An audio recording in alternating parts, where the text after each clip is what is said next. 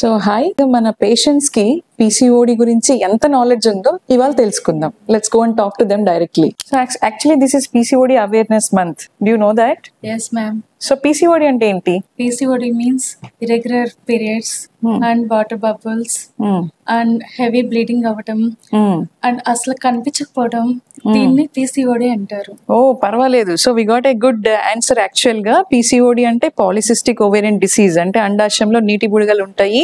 తను చెప్పినట్టు irregular periods ఉంటాయి, ప్లస్ కొంతమందికి హెవీ బ్లీడింగ్ అవ్వచ్చు, కొంతమందికి తక్కువగా కూడా బ్లీడింగ్ అవ్వచ్చు.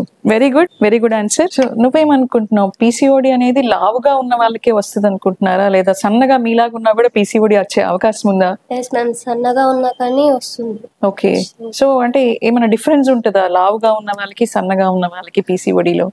ఉంటుంది మ్యామ్. వాళ్ళు వెయిట్ ఎక్కువ ఉండటం వలన వెయిట్ మెంబర్స్ కి ఎక్కువ వస్తుంది. జంక్ ఫుడ్ తినటం వల్ల, హెవీ ఫుడ్ తినటం వల్ల, పానీపూరీస్ అట్లాంటివి తినటం వల్ల వస్తుంది PCOD. Okay, so not bad యాక్చువల్గా. సో పీసీఓడి అనేది ఒబేస్ పేషెంట్స్ లో కూడా ఉంటుంది, లీన్ పేషెంట్స్ అంటే సన్నగా ఉన్న వాళ్ళలో కూడా పీసీఓడి ప్రాబ్లం ఉండే అవకాశం ఉంది. యాక్చువల్గా లావుగా ఉంటేనే పీసీఓడి వస్తుంది అని చాలా మంది అనుకుంటారు. It's not like that.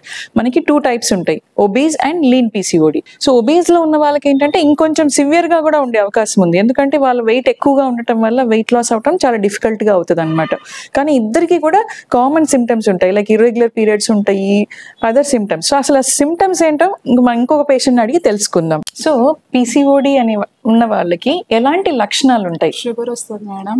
Okay, లావుగా వస్తారు, అన్వాంటెడ్ హెయిర్ ఉంటది, పింపుల్స్ వస్తాయి, హెయిర్ లాస్ అవుతారు, ఓకే, మెడ మీద బ్లాక్నెస్ వస్తుంది. Okay, good, not bad. So PCOD symptoms అంటే ఎలా గుర్తిస్తారు? సో బరువు ఎక్కువగా ఉంటారు, పింపుల్స్ ఎక్కువగా వస్తుంటాయి, హెయిర్ లాస్ ఉంటుంది, అన్వాంటెడ్ హెయిర్ అంటే చిన్న చిన్న గడ్డాలు మీసాల్లాగా రావటము, అకాంతోసిస్ నైగ్రికెన్స్ అంటే మెడ మీద నల్లగా రావటం, ఇవన్నీ కూడా సిమ్టమ్స్. అంతేగాని స్కానింగ్ లో పీసీఓడి ఉందా లేదా చెప్పారు అనేది ఒక్కటే కాదండి. సో స్కానింగ్ తో పాటు మీకు ఇలాంటి సిమ్టమ్స్ కూడా ఉంటే పీసీఓడి ఉన్నట్టే అనమాట. So please consult your doctor.